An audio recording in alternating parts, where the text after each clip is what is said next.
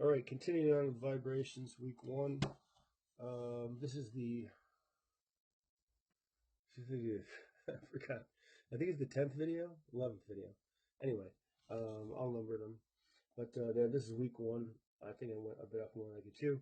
But this is more important than the last video, so there you go. We want to do a pendulum. And so this is also from Bob Selmer's, oopsie daisies, let's see, Bob Selmer's notes to accompany this course.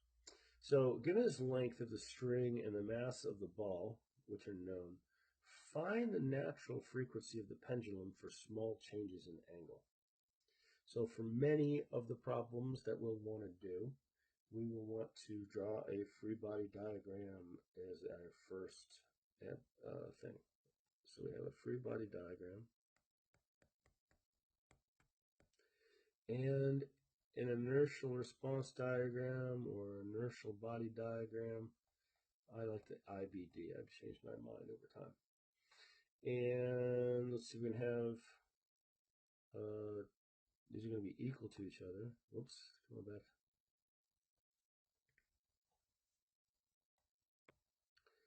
And I'm going to make the tension here blue. I'll go FT.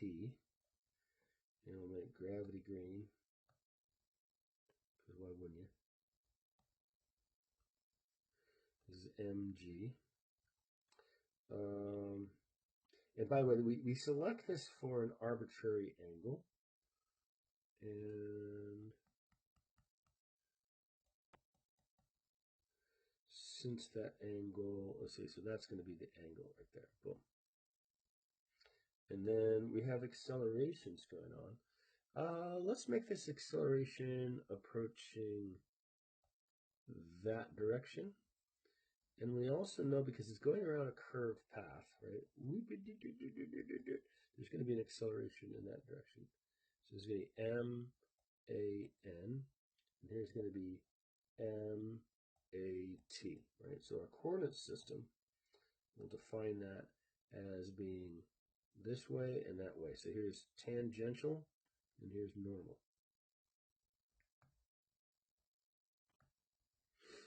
All right, so we will go ahead, things that we know, maybe not helpful to us, but what could be, is that the acceleration is going to be equal to the length of that thing times theta dot squared.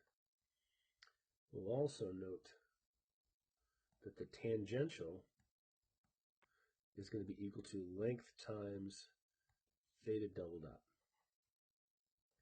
So I did make a decision as to, since we don't know this and we don't know that, let's go ahead and do our sum of the forces about the tangential direction. It's going to be equal to mass times acceleration in the tangential direction, which is going to be like that direction right there is where it's positive. So what we'll find here on the left-hand side, that the only thing that we have is a negative mg times the sine of theta, right? So it's like that component right there is in our tangential direction, right? And the only thing on the right-hand side is going to be mass times length theta double dot.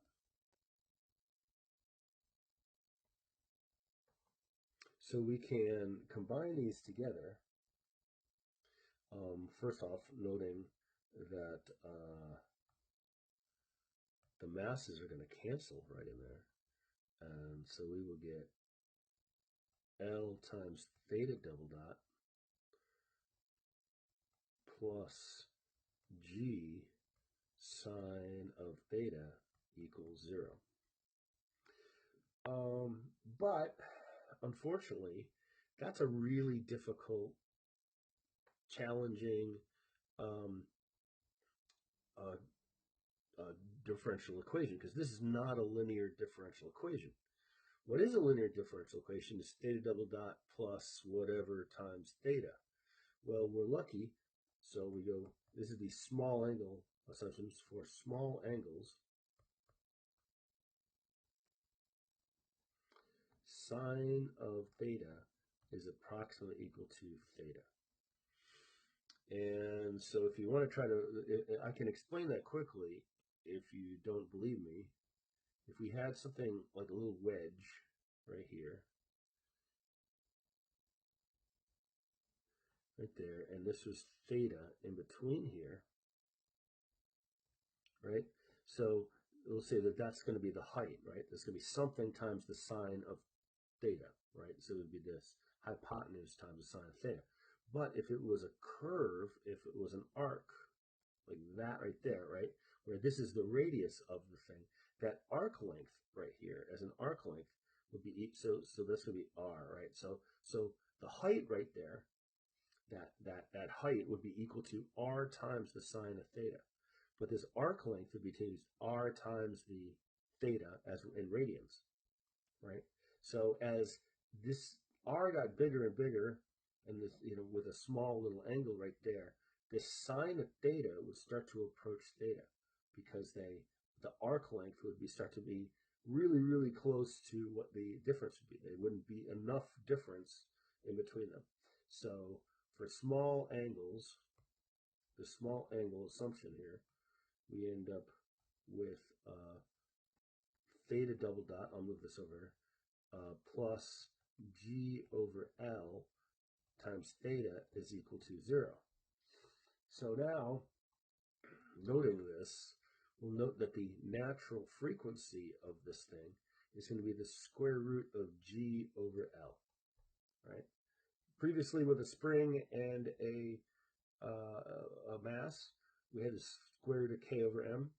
But for a pendulum, it's the square root of g over L for the natural frequency, and surprisingly, the mass doesn't matter. So the overall general solution for this will be theta is going to be equal to theta with something we'll call m, which is going to be the magnitude of the angle times the sine of omega n t plus wherever you started it from, phase. So this is the natural frequency, and this is the solution to this thing. If you wanted the, let's see, the natural frequency of the pendulum for small changes. Okay, so that, find the natural, so that's what we did right there. Notably that we also want to have this guy, this n, is going to be 1 over 2 pi square root of g over L is also a sufficient answer to that. This is something that you can measure pretty easily, right, with a stopwatch, especially if you use a long string and a pendulum, and we can do that in class, because why the hell not? We'll do another example in another video.